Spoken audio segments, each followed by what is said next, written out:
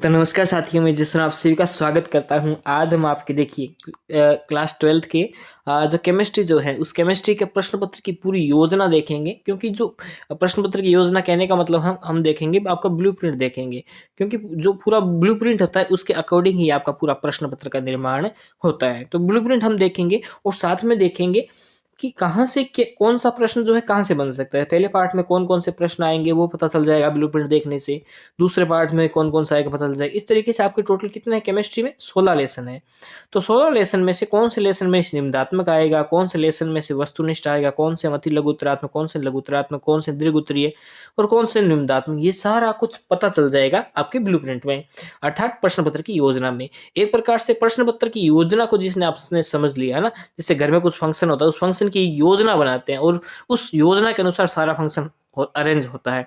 उसी प्रकार से ये प्रश्न पत्र की योजना है और सारा प्रश्न पत्र इसी योजना के अनुसार अरेंज होगा।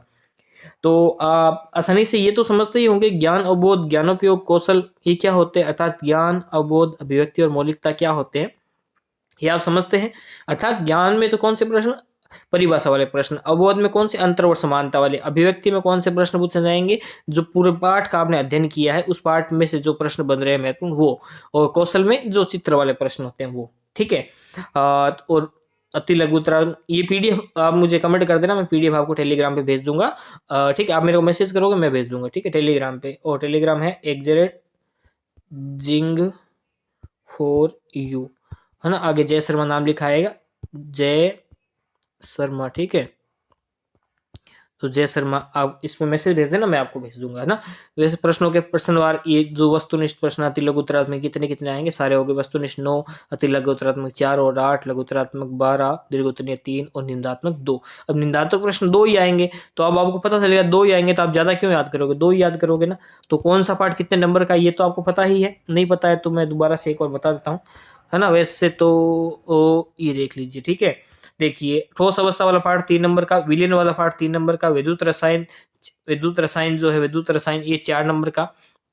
देखिए ये 3 पार्ट है 4 नंबर के। ठीक है, विद्युत रसायन, रासायनिक बल, गतिकी, तनाव। ठीक है, और तत्वों के निष्कर्षण, सिद्धांत एवं प्रक्रम ये 2 नंबर का। पी ब्लॉक वाला 4 नंबर का है। डी और एफ ब्लॉक वाला 3 नंबर का है। ठीक है, अब संयोजक यौगिक 4 नंबर के। हेलो एल्केन, हेलो एरीन वाला जो है 4 नंबर का। ईथर और एल्कोहल फिनोल वाला 4 नंबर का। ठीक है, कीटोन वाला, एल्डिहाइड, कीटोन, कार्बोक्सिलिक अम्ल ये 5 नंबर का है भाई साहब, और यही सबसे ज्यादा नंबर देने वाला पार्ट है आपका। ठीक है, 12वां पार्ट। एमीन वाला 4 नंबर का, जैव अणु 2 नंबर का, बहुलक जो है, बहुलक है ना, थोड़ा गलत लिखा। और ये दैनिक जीवन में रसायन, केमिस्ट्री इन डेली लाइफ ये भी 2 नंबर का, 3 नंबर का। ठीक है, इस प्रकार से पाठों का वर्गीकरण रहने वाला है। 2 नंबर इसलिए बोल दिया क्योंकि पिछली बार जब कोरोना काल में थोड़ा सिलेबस कटिंग हुआ था ना, तब थोड़ा सा तो वो याद रह गया। अब देखिए ये है ब्लूप्रिंट, क्या है आपका ब्लूप्रिंट है। थोड़ा ब्रूस का साइज छोटा कर लेता हूँ ताकि आराम से पता चले।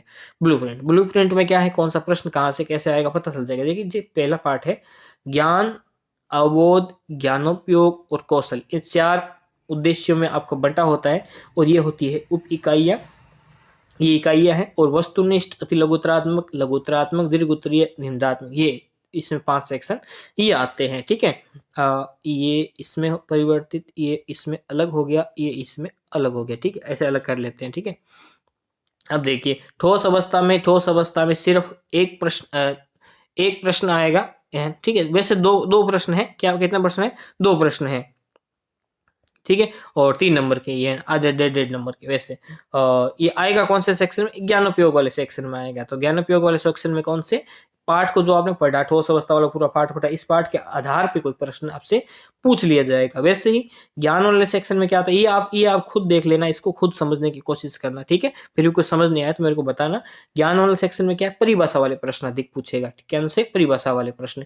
अवबोध वाले सेक्शन में अंतर और समानता वाले प्रश्न अधिक पूछेगा। कौन से, अंतर और समानता वाले। ज्ञानोपयोग वाले में बता दिया, पाठ को पढ़ा उसके आधार पर जो प्रश्न आएगा, है ना। ज्ञान में जैसे बता दिया कि ठोस अवस्था के बारे में सब कुछ बता दिया, तो ठोस अवस्था को बताने के बाद इसकी जो समझ विकसित हुई है आप में वो पूछेगा ज्ञानोपयोग वाले। ठोस की जो समझ विकसित हुई है ना ठोस अवस्था की, वो पूछेगा ज्ञानोपयोग वाले सेक्शन में। ठीक है, तो इसमें ये प्रश्न हो गया। अधिकांशतः इस सेक्शन में 2 या 3 नंबर के प्रश्न पूछे जाते हैं। ठीक है, डेढ़ नंबर के भी कभी हो जाते हैं, ये 1.5, 2, 3 ये होता है। 1 नंबर के ज्ञान वाले सेक्शन में और वस्तुनिष्ठ या अति लघुतरात्मक में पूछे जाते हैं, अति लघुतरात्मक या वस्तुनिष्ठ में। और कौशल और मौलिकता में, कौशल और मौलिकता में हो गया आपके चित्र से संबंधित प्रश्न होते हैं। जैसे मान लीजिए कोई आ गया विलियन वाला आ गया तो विलियन में किसी की मतलब संरचना बना दी, या प्रश्न तनाव वाला आ गया तो प्रश्न तनाव क्या होता है समझाइए, तो उसमें सारा समझाएंगे।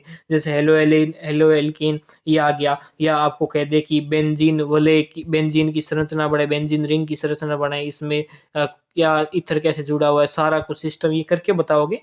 कोई अभिक्रिया को संतुलित करना है, इस प्रकार की प्रक्रिया जो है आता है। वैसे अभिक्रिया संतुलित आपके 12th में तो आता नहीं है, 10th में आता है।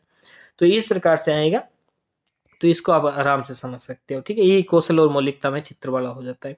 इस तरीके से टोटल देखिए ठोस अवस्था, विलयन, वैद्युत रसायन। अब देखिए एक बात यार, आप एक बात ध्यान रख लीजिए, निम्नात्मक आप किस में आएगा। देखिए आपके जो फर्स्ट लेसन है इसमें निम्नात्मक है नहीं, इसमें आपके निम्नात्मक देखिए कौशल और मौलिकता वाले में नहीं है, ज्ञानोपयोग वाले सेक्शन में भी कोई निम्नात्मक नहीं आएगा।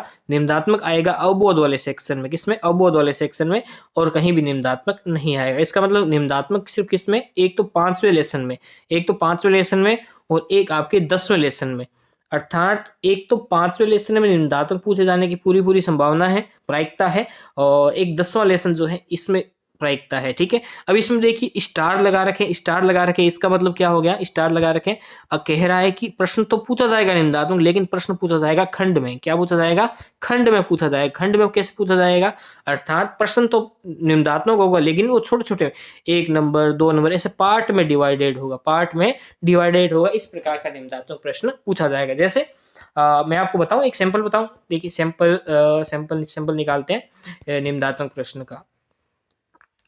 दीर्घ उत्तरात्मक, और ये रहा निम्नात्मक प्रश्न, है ना। निम्नात्मक प्रश्न देखिए, ये देखिए, ये 20वां प्रश्न आपको दिखाई दे रहा होगा। 20वां प्रश्न दिखाई दे रहा है, इसमें देखिए SN1 तथा SN2 अभिक्रिया में 4 अंतर बताइए। देखिए है तो ये निम्नात्मक प्रश्न। देखिए ये देखिए, ये क्या लिखा हुआ है यहाँ पे, ये देखिए ये क्या लिखा हुआ है, निम्नात्मक प्रश्न। तो है तो ये निम्नात्मक प्रश्न, लेकिन खंड में पूछा जाएगा। क्या पूछा जाएगा, खंड में।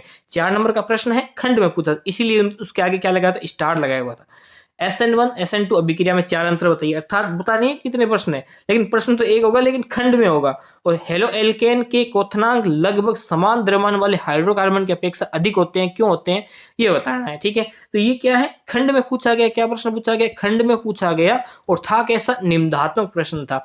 तो ये जो निम्नात्मक वाला पार्ट है, ये आपको पार्ट पूरा पढ़ना पड़ेगा। और बाकी जो जितने भी पार्ट बच गए ना निम्नात्मक के अलावा, बाकी जितने भी पार्ट बचे वो थोड़े थोड़े पढ़ने पड़ेंगे। जैसे देखिए, जैसे ये पार्ट है निम्नात्मक के अलावा जितने भी पार्ट है ना, उसमें तो मतलब जितनी चीजें दी हुई है उतनी चीजें पढ़नी। जैसे इसमें 2 नंबर का एक ही प्रश्न है और एक दीर्घ उत्तरीय प्रश्न है, ठीक है। ये दीर्घ उत्तरीय डैश में दे रखा है, तो इसमें हम एक छोटा प्रश्न और बनेगा, ठीक है। और जैसे ठोस अवस्था वाला पार्ट है, तो इसमें निम्नात्मक नहीं पढ़ना है, सिर्फ ये लघुतरात्मक पूछा जाएगा, ज्ञान उपयोग। तो पाठ की समझ के आधार पर प्रश्न पूछा जाएगा, ठीक है। इस प्रकार के प्रश्न आपको याद करने पड़ेंगे। तो आई होप आप समझ गए होंगे। तो आज के लिए इतना ही, अगली बार फिर से मिल लेंगे। अगर आप कहोगे तो आपका जो केमिस्ट्री का है, जो 12th का पेपर जो है, इसका मैं सॉल्यूशन बहुत ही जल्द, इसकी पीडीएफ तैयार हो रही है। आधे प्रश्नों के उत्तरों की पीडीएफ तैयार हो गई है और आधे प्रश्नों की बाकी है। तो कहोगे तो वो भी जल्द आपके लिए ले आऊंगा, नहीं तो अपने ऑफलाइन वाले बच्चों को वो देंगे। अगर आपको ऑनलाइन वालों को चाहिए तो आप मुझे कमेंट कर दीजिएगा, वो भी आपके लिए फ्री ऑफ कॉस्ट प्रोवाइड करा दी जाएगी। तो आज के लिए इतना ही, अगली बार फिर से मिलते हैं। तब तक के लिए जय हिंद, जय भारत, वंदे मातरम। वीडियो पसंद आ रहा है तो लाइक करके ही जाइएगा।